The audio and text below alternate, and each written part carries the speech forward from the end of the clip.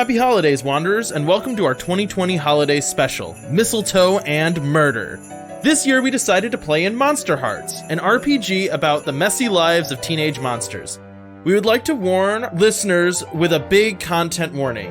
This game heavily encourages dealing with adult content like sex, sexuality, and heavy foul language, all of which we explore in this actual play. If that's not for you, that's okay, don't worry, our normal content is still releasing every Monday night. Now, sit back, relax, and enjoy the Willoughby College Christmas Party with 4 monstrous teen friends.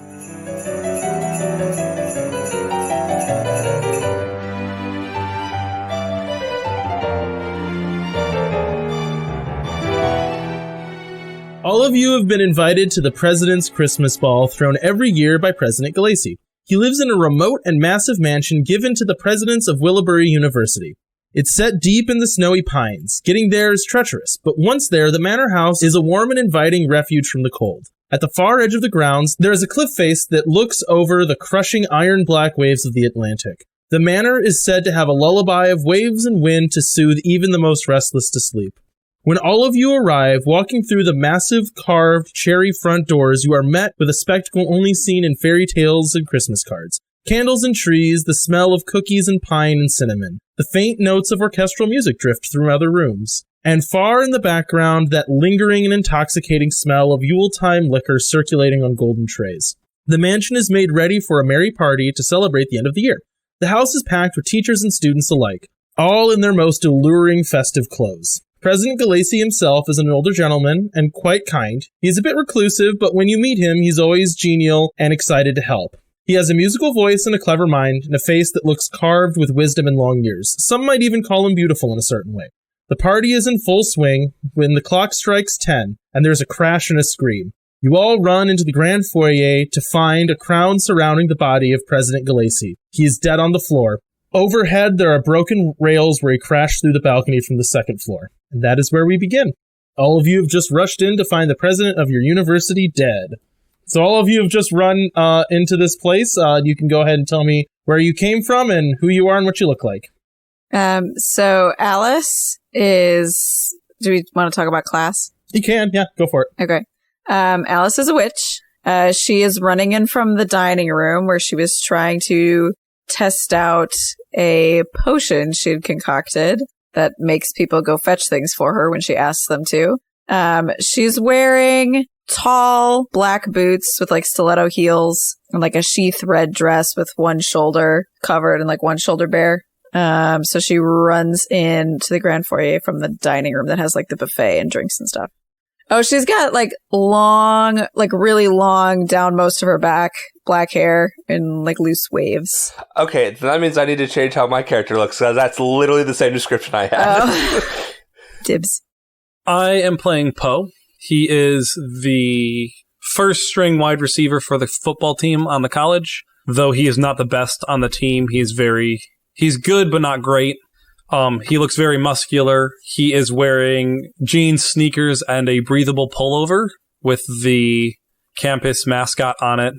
He has short blonde hair and green eyes, and he is an infernal. He made a pact with a dark power to get some bargaining chips, which in this case is to help him do better in his classes so that he can stay playing football. And he was chatting up a cheerleader in the great room before this all happened. So I am playing Holly Ferndale. She is a part of the Fae class. Holly is white blonde, petite, very willowy, always has something green in her hair. So tonight it is actual holly. Not mistletoe. Not mistletoe.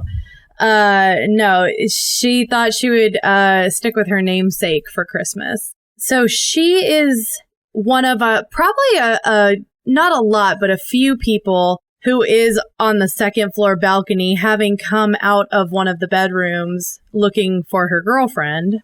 Oh, and she's dressed very, I think the word I looked up is like boho chic.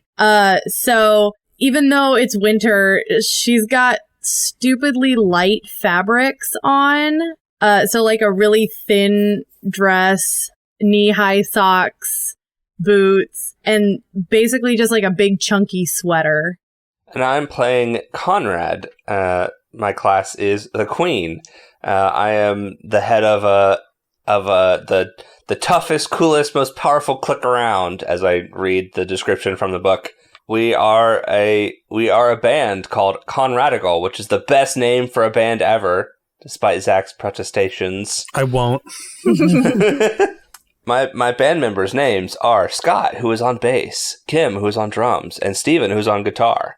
Because I needed to come up with band members, and that was the first thing that came to mind. Conrad is average height, 5'11", like not particularly tall, but not short either. Lean build. He has striking gray eyes. It's the kind of eyes you can get lost in. And he has shoulder length auburn hair. And he is majoring in music performance naturally. And I guess I should say where I was. He wanted to be part of this ball. He thought that with Conradical being as popular as they are, that they would be a natural choice to play at this ball, but the president denied him, and so he and his gang are somewhat sulking in the basement, ignoring the music and playing pool instead. I forgot to mention that Holly is majoring in biology. Alice is majoring in chemistry. What did I say? I'm. What is it like? Exercise science. Exercise science. Exercise science. Poe is majoring in exercise science. He's very into football. I was going to say, I think football is basically his personality. Okay. What's everyone do when they get there? I think Alice runs into the foyer, or do we all run in? Yeah, this is like you're all arriving here. There's a crowd, like the whole party is crowding around. Broken banister above, body below. So Holly is on the second floor on the balcony. By the way, we do have a map for this house. I will be posting it on the, when this episode goes up, it'll be on our Podbean site with the episode and on our website, so you guys can see it too. But, so she's on that second floor and is like looking down on dead Mr. President. And when she sees that there are, like, everybody's coming out, she's gonna look for her girlfriend. Do I see River anywhere? No, you do not. I think Alice is going to grab a drink and make her way upstairs to see where exactly he came from, the president falling came from.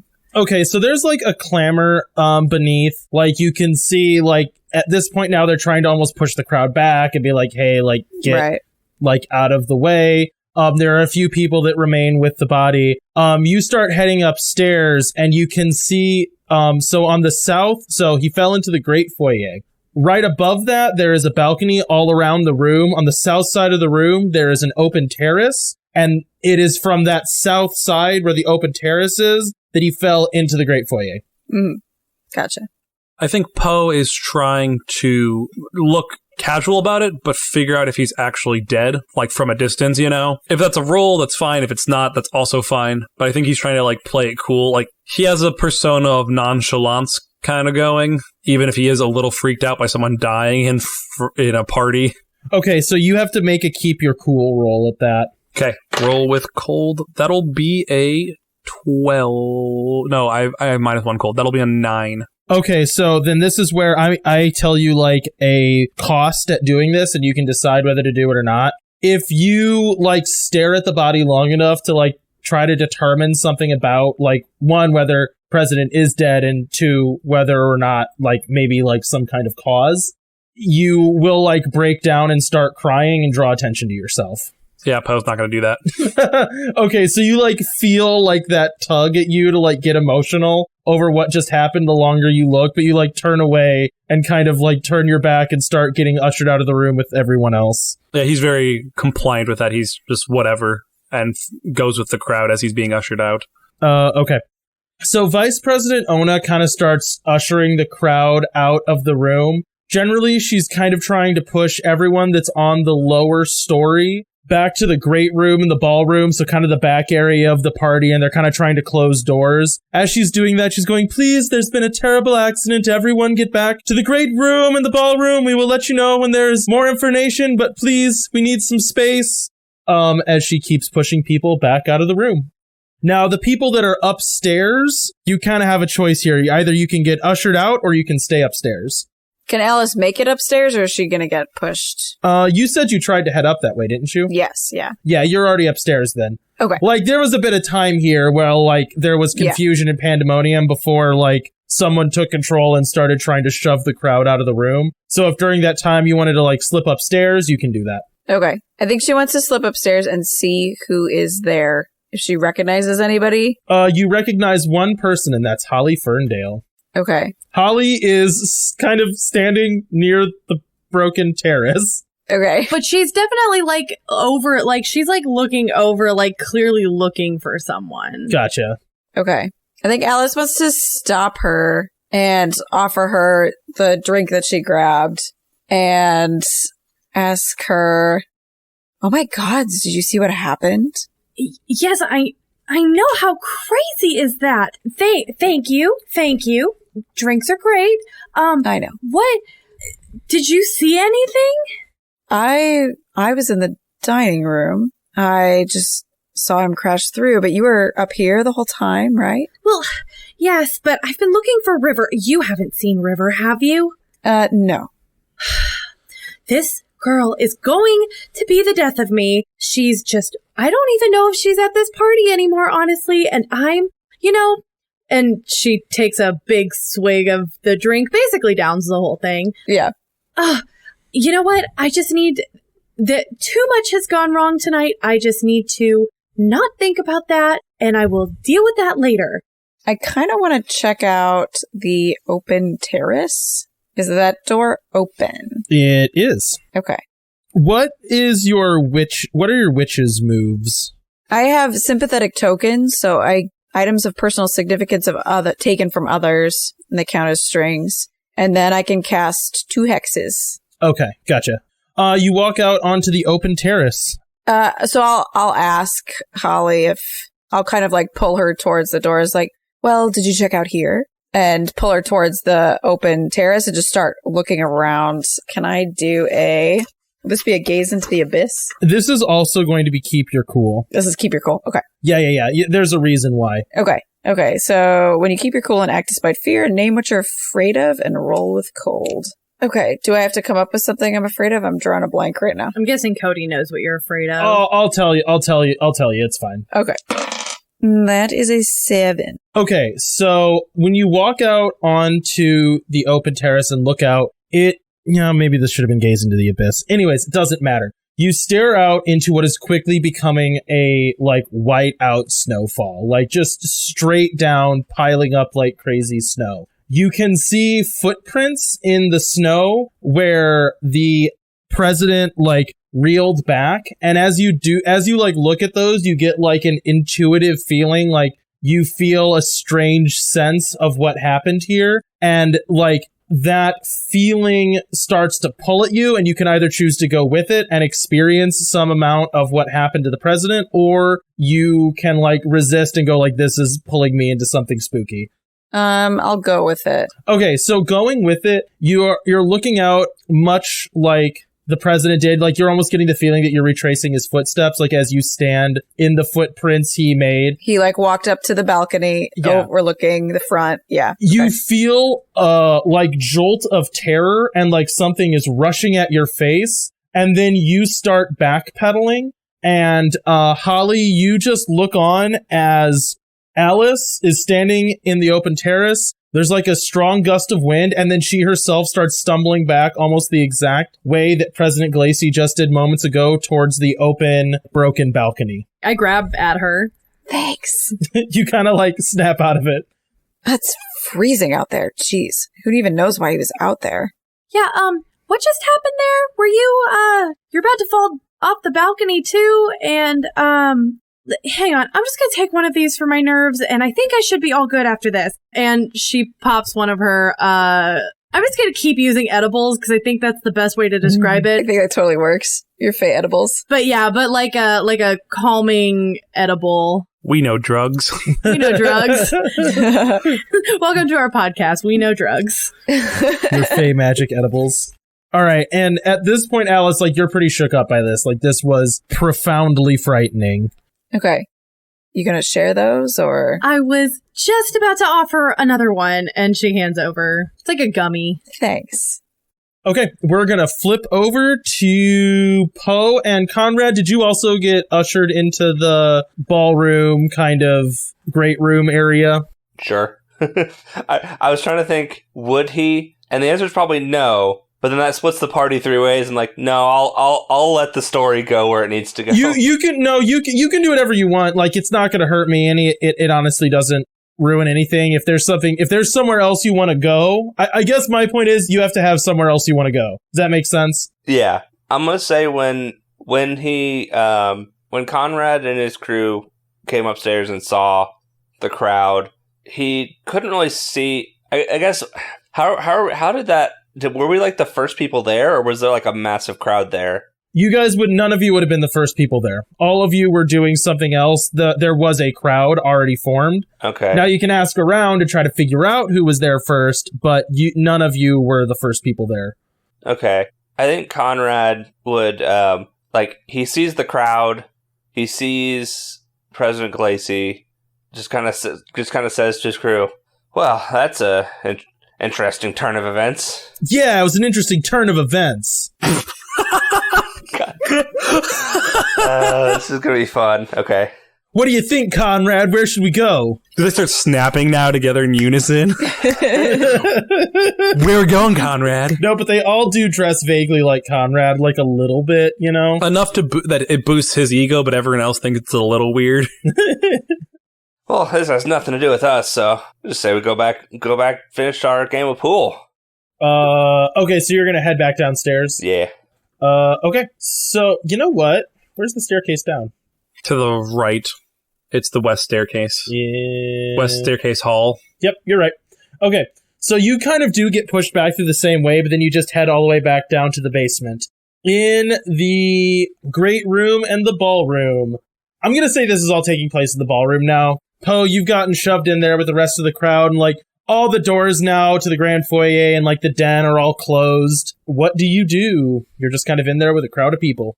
I think Poe is trying to calm himself, so he didn't like break down sobbing in front of people, but I think it still freaked him out to a good degree, so he's just having spiked punch in an attempt to calm his nerves. Okay, so you're sitting there drinking your spiked punch, and the cheerleader you had been talking to before makes her way up to you. Did you see what happened just now? I mean, I saw what everyone else saw. Yeah, but he was like dead. Like totally dead. Like his neck looked like it was all dead, and his face looked like it was all dead. I've never even seen someone that dead before. It's pretty unnerving, right? I am terrified. You seem like you're handling it so well, though. Like, so well. His hands are visibly shaking. You know, like he is not handling it well. Hang on one second. Do you ever, like, try to figure out how to do something and you're like, which move makes this happen? By the way, I have gone ahead and renamed my bassist. My bassist is now Neil, because Neil was the one in the movie that would repeat things that Scott would say. So your bassist, Neil Scott. Yeah. But did you, like, see anything, though? I didn't see anything any more than anyone else did, I don't think. I just saw him lying there, looking dead. The main door to the ballroom opens and shuts. Vice President Ona is standing there. So, as I am sure you have all gathered, there has been a terrible accident. It would seem that our beloved President Glacy has had a mistaken fall and is dead. It's a terrible time for all of us. But more importantly, and more troublingly, the snow is such outside that I don't believe anyone is able to leave. Also, all of the phone lines have gone dead. At this time, we don't believe it was anything more than an accident, but unfortunately, I believe all of us are going to be staying here until the storm lets up. If you have any way of getting in touch with the outside, feel free to try, but Until then, make yourselves comfortable. Myself and Mrs.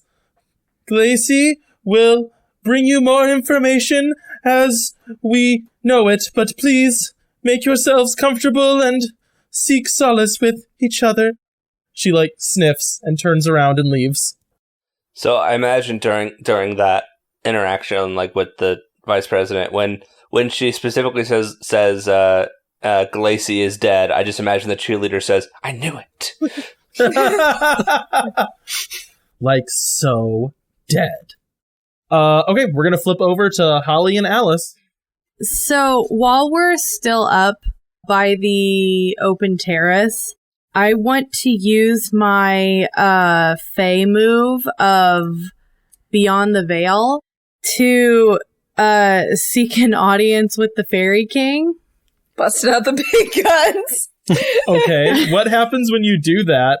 So what happens when I do that, it's a gaze into the abyss. Okay. So I want to see if there might be something supernatural going on. On a 10 and up, in addition to other results, the Fairy King reveals to you a hidden string on someone, and I gain that. On a 7 to 9, in addition to the other results, the Fairy King demands a favor of you. Wait, so what happens no matter what? Well, that's gaze into the abyss. Oh, so you just get gaze into the abyss and then you get a string on somebody? Okay. I gaze into the abyss. Yep. When I gaze into the abyss, I talk to the Fairy King. Okay. If I get a 10 or higher, the Fairy King reveals a string on someone that I get. Okay, gotcha. On a 7 to 9, the Fairy King demands a favor of me. Gotcha. So. Yep, okay, roll it up. Real good. And that is with dark, right? Yep. That is a 9. So, what does it look like? What do you do to summon the Fairy King?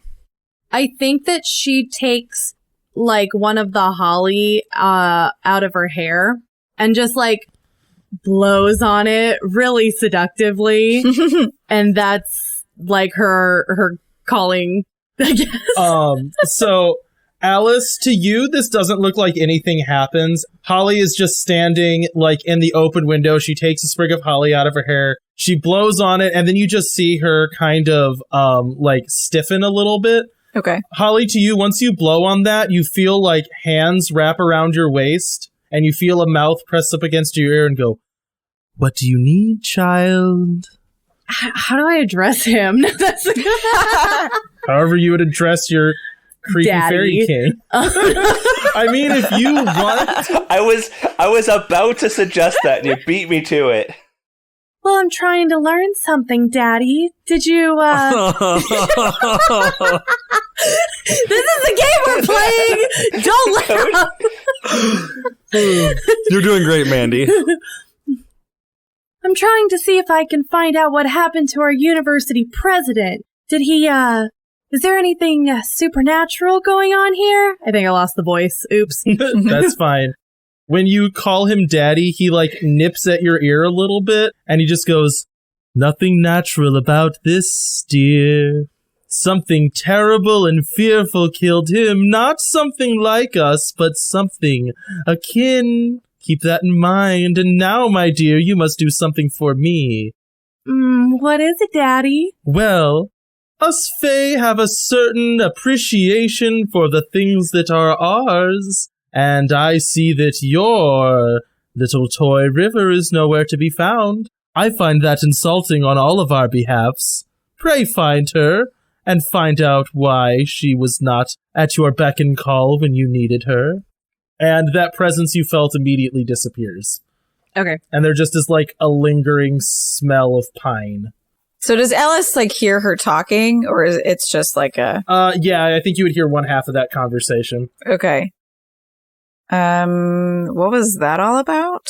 Oh, I just had to, I just called on the Fairy King. Have I not mentioned him before? No. Yeah, he's kind of king of the fairies. I was just trying to see if maybe he knew anything about what happened. Basically, all I got out of it is that it's something more supernatural, something more like us, not, I guess, mortal. So That's a question I actually had, is how is our supernatural stuff, like, common, not, like, is that a thing?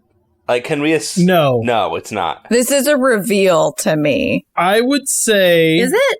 I have an ability that lets me test if somebody's lying. Would this be an appropriate time? Because what she's saying sounds bonkers. Okay, so kind of like a couple things here. One, for the sake of this game not taking 10 years, you all know each other and are all friendly? Yes. Right. Well... Right. Friendly, not necessarily friends. The second part of that is you all know that you are monsters, in air quotes, and Okay. what kind, I would say.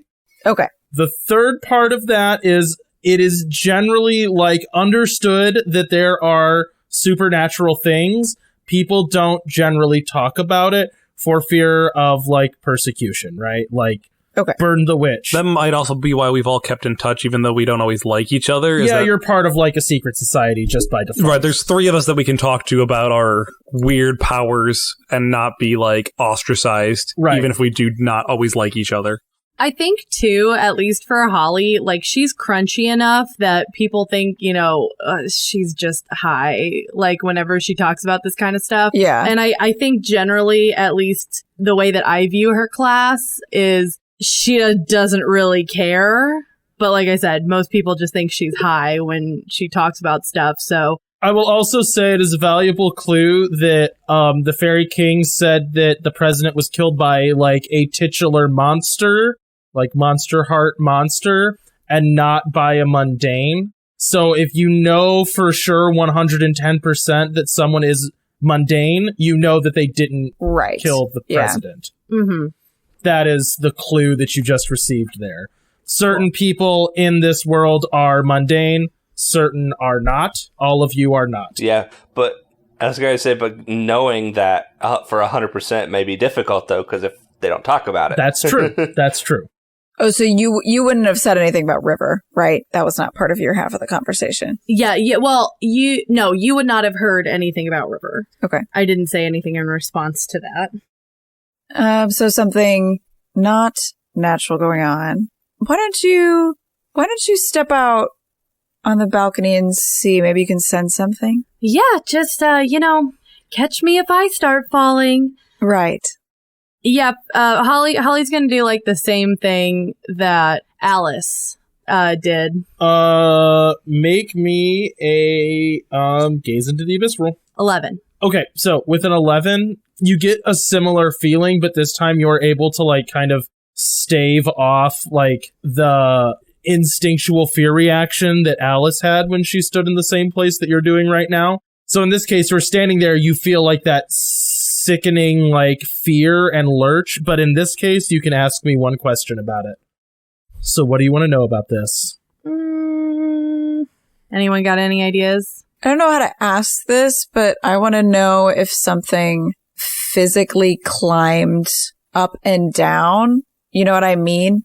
That's a good one. Or Yeah. if it's like when she went out there, it was just like she felt a gust. So like the fact that it's supernatural, she wants to know, is it like ghost supernatural, like you wouldn't be able to see clues, or physical supernatural, like a demon like climbed. You know what I mean? Yeah, that's good. That's good. Holly, this time when you gaze into the abyss standing out here, instead of like standing right in the footprints of President Glacy, you kind of stand off to the side, and you almost see like a hazy reenactment of it. And while President Glacy is standing there, nothing crawls up and attacks him. There's a strong gust of wind, and then you like see a vague, like, spectral shape fly towards him. It doesn't hit him, but he reels back and crashes through the banisters. Okay. So, I could see, kind of looked like something spectral was coming at him, and it didn't really hit him. It just, I don't know, it kind of looked like he was just avoiding it, and that's what made him Shocked fall. him to death? Startled him to death? Indirectly? Maybe startled him is more like it. All right. Your hands are so cold. We should get inside. Oh, you gonna help me warm him up? Well, sure. Maybe we can find a fireplace to sit next to. Oh, that sounds so good right now. Okay, where are both of you headed on the map? Do we want to stay upstairs or? I think so.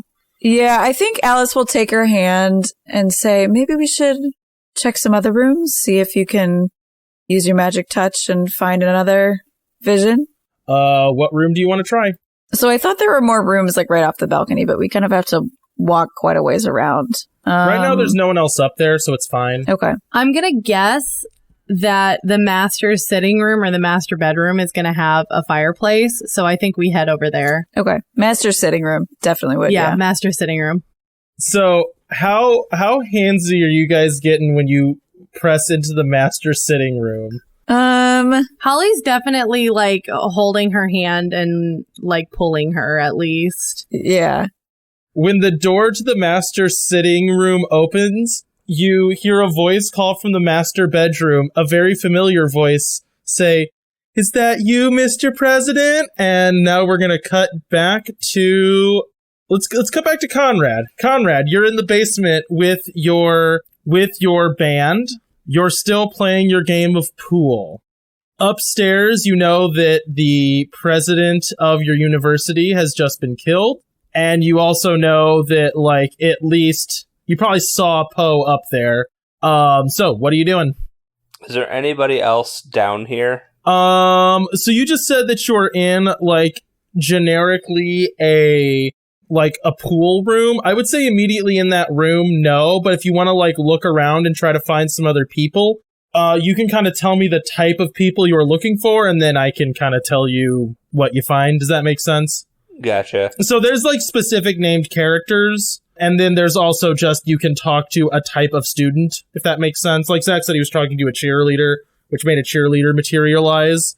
Wow. And she has the information that a cheerleader will have if you ask her things. Poe has that kind of power to spawn cheerleaders? Just spawns cheerleaders at will. That's why he's so popular for the football team. Okay. As one of our games of pool wraps up, I win, of course, naturally. Do you feel like you're good at pool, or do you know that they're letting you win? I think it's a little of both. I think he is actually decent at pool. Like, I wouldn't say he's like good. Like, he's okay. Like, if you're to play against someone who is like not like letting him win, he'd probably do all right. He wouldn't win every game, but he'd probably be okay. And he knows that he has some skill, but he also knows that his gang either isn't good or is letting him win. He's not sure. So as the game wraps up, he's going to turn to his gang and say, I'm bored of this now. Yeah, pool's boring. I'm sorry. You made them. You did this. Didn't make him like this, though. Okay. Why did I pick the class that gives Cody NPCs that have to follow me around? It's a great question. It just means that you can literally talk to yourself.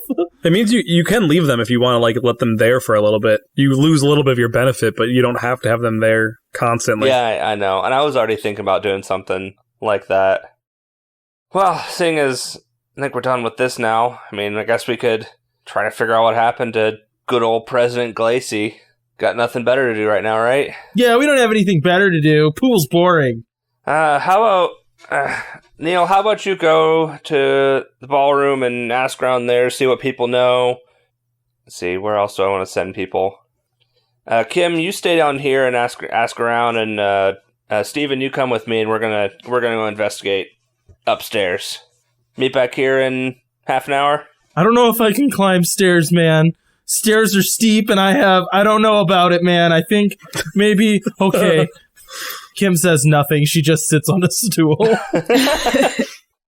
All right. You head upstairs, and I'll say, like, when you hit the landing to get back to, like, the ballroom area, you can see Poe and, like, most of the rest of the party guests standing around. Poe, you see Conrad come up from the basement. Is there anything that anyone else you want to talk to here? Any people you want to try to meet? I think I want to try to get Conrad's attention. Okay. Like, without just, like, yelling his name, you know. You can just walk up to him. You see him. Well, I was going to say, like, I was going to see him across from the ballroom and, like, nod my head to the terrace so we go outside. Okay. If Conrad does that. When he sees you, like, do the little head nod, he rolls his eyes, but then follows. Man, I don't know if we should be going outside to the terrace, it's cold out there, and it's snowy, and, it might be... Okay, you guys head out to the terrace. It's a cold winter night with, just thick snowfall everywhere. Poe lights up a cigarette as soon as he's outside and offers one to Conrad.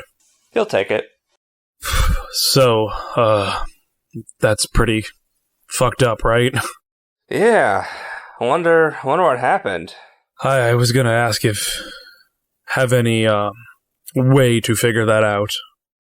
Okay, so outside, out of game, I don't really have any dark stuff. What's the Queen's powers? The Queen's powers is all about having the gang. Like that's the thing is starting with and having the gang, because gangs are like a mechanic in the game that anyone can have or anyone can be part of. Right. It's just like, what do you do? What do you do when you have a gang? It's a lot of collateral bonuses. It's minions. Yeah, basically. Okay. I mean, Steven's with you. Can you use him to manipulate somebody into telling you something? Like Vice President Ona or... Maybe. So I'm looking at... Where did it go? Yeah, I was looking at my darkest self as well.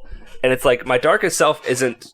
it's not even magic. That's the thing, is I'm trying to figure out how to incorporate magic into my character. You don't necessarily have to, specifically. Yeah, and that's another thing. Is my dark is -1, so it kind of makes sense that the Queen is not as magical. It's not as supernatural. Yeah, that's fine. I mean, you can say that to Poe.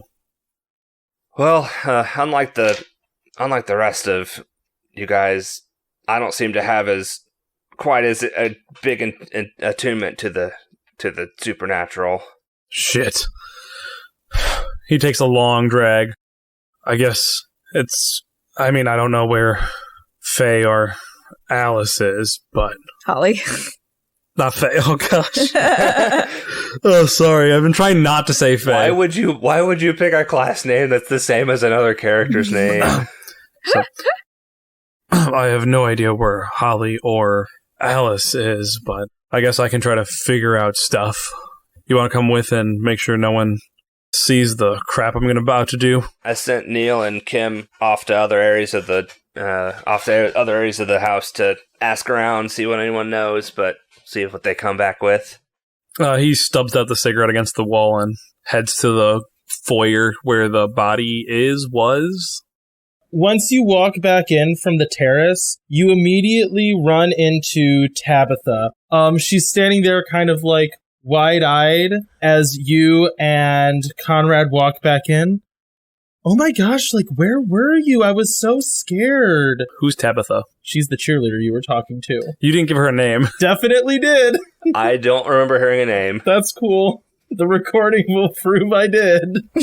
Mandy, when it comes out that he didn't, can you let us know? Anyways, Tabitha, the cheerleader you were talking to, is standing there. I was just talking with Conrad. We were gonna go check out the cars. Why? Man stuff. There's nothing better to do until this place opens up. Right, Conrad? Yeah, it's something to do, isn't it? Can I come with you? I feel terrified. How does someone just fall off a balcony like that? I bet he was pushed. I think Steven would love to show you around. What do you say, Steven? Want to keep Tabitha here, some company and make sure she stays safe? Yeah, generally I'm scared of people whose names start with T, but okay. And he just kind of awkwardly starts walking around the room, just pointing at paintings and being like, "This is a painting?" He's terrified.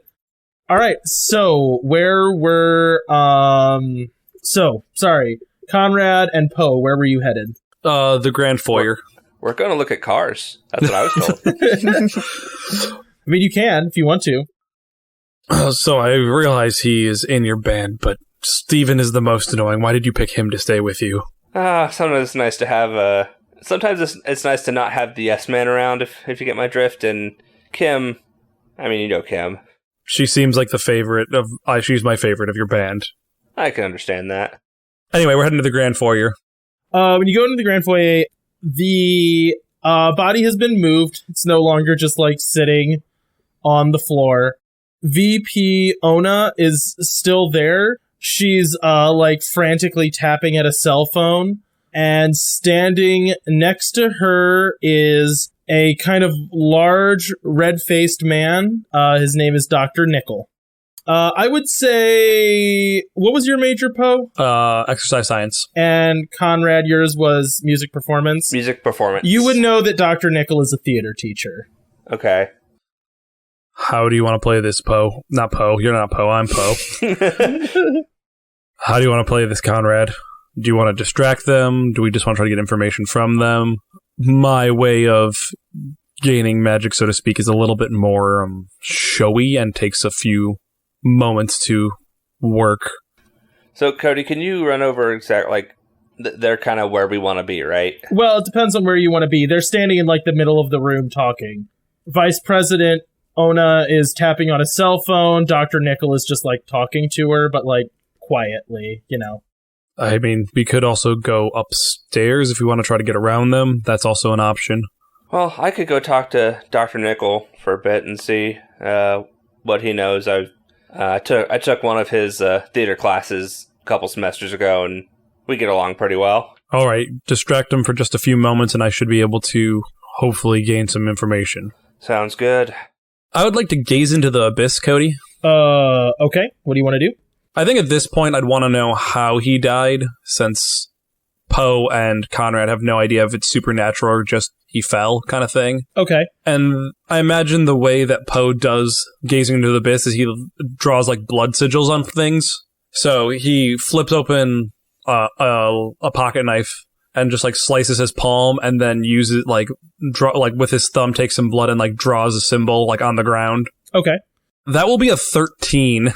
Dadgum. I also think, I mean, this might be too much, but I think it's with his powers, like the cut heals over pretty quick. It's not just like always like an open wound. Okay. So when... I'm fine if I just get the same information. No, it's new information. I just kind of have to decide the right way to tell you this. Because you see two people arguing. So like when you touch that sigil, you get like a sepia tone replay of what happened. You're standing in a mostly empty foyer. So generally no one was just standing around here. They were maybe like walking across, you know, like there might be a little bit of traffic behind you going between the ballroom and the dining room, but this was not like a place where people were mingling, really. You can hear the faint music, and you can get like faint versions of the smells that you first smelled when you walked in, you know. And you see the door open and another professor walk in. He is a little bit like, he's middle-aged. He has a very like angular and unhappy looking face. He comes in, and this is like late. And when he does, you see him like take off his hat, you know, and his coat, hang them up. And then this Professor Nickel walks up to him, and they start having like an argument. Like you can see them almost shouting, but you can't make out any words. And they're like pointing at each other. They both seem very frustrated. And then you see them both look up as President Glacy crashes through the banister. You can see him like backpedaling, like almost like he's running away from something. So they would be right underneath of him, right? So he just smashes down and lands next to them. But you're further back. So from your perspective, you can see that he was like backpedaling back out of the terrace, hit the railing around the balcony, broke it, and fell backwards. Okay. And it was Dr. Nickel and another professor? Dr. Nickel and a professor that you would not recognize. But he has a like angular and angry looking face. Okay. Sounds good. I think as he comes out of the vision, he like wipes up the blood. Okay. Meanwhile, Conrad, you're going up to talk to Dr. Nickel. Yep. As you walk up, he turns around and goes, "Oh, my lad, it is good to see you on such a terrible and tragic day, of course. Now, have you thought any more about my offers to put you on stage in something more respectable than what is that band that you call the Conradians or something?" That's a pretty good joke. I like it. You have such a beautiful voice. It is wasted on something like a rock and roll music. I did all right in the show. We did, but I think I'm really mostly cut out for musicals. I don't know if straight acting is for me. Such a shame. Now, how may I help you, my boy? So, what do you think happened to President Glacy? Do you think this was just an accident, like he trip and fall, or do you think that there's something nefarious going on? Well, it is terrible, but accidents do happen, and I don't think that it makes sense for us to immediately jump to the conclusion of foul play. Now, this business with the phones being disconnected is odd, and apparently poor Vice President Ona over here cannot get any signal on her cellular device, but these things happen during snowstorms. I think we all just need to tuck in, take a breath, realize we might be stuck with each other for a few days, and, we'll be fine. Wow, so the landlines and the cell network's dead. That, I could see one going down in a snowstorm, but both is kind of strange. I've never trusted these cellular devices. They've never been reliable or anything. It's just best to give some much-needed space to the poor widower or the poor widow. Widowers are men, I think. Anyways, give some much-needed space to that whole wing of the house, and just talk to your friends, try to, take heart, and we'll all be out of here soon. There's really nothing to worry about. All right, I guess we are going to be here for a while, so might as well get comfortable. Vice President Ona clicks her phone shut, or, turns off the screen. It's not a flip phone. This isn't the past. She might have one of the new razors that they're making. Don't tempt me. I want one so bad. It's not worth the money, but they're cool, and they'll break. She looks over at you. Conrad, the two of you do bring up a good point. I guess I will probably fall to me to figure out sleeping arrangements for some odd 30 guests, but... Oh, is that all? I mean, that's kind of a lot of people. In this massive mansion? Some odd 50 guests, I guess. That's going to be a challenge, but I don't know who else can... I guess it falls to me. Anyways, thank you for coming over and checking on us. It means a lot. She, reaches over and takes your... squeezes your arm. Am I going to sleep with the vice president? I mean, you can try to. It's always nice to know that I have the students' support. Yeah, I'm glad to be of assistance, Ona. She lets go of your arm and kind of has a little tear in her eye and sniffs and turns away and starts walking back towards the ballroom where most of the other guests are.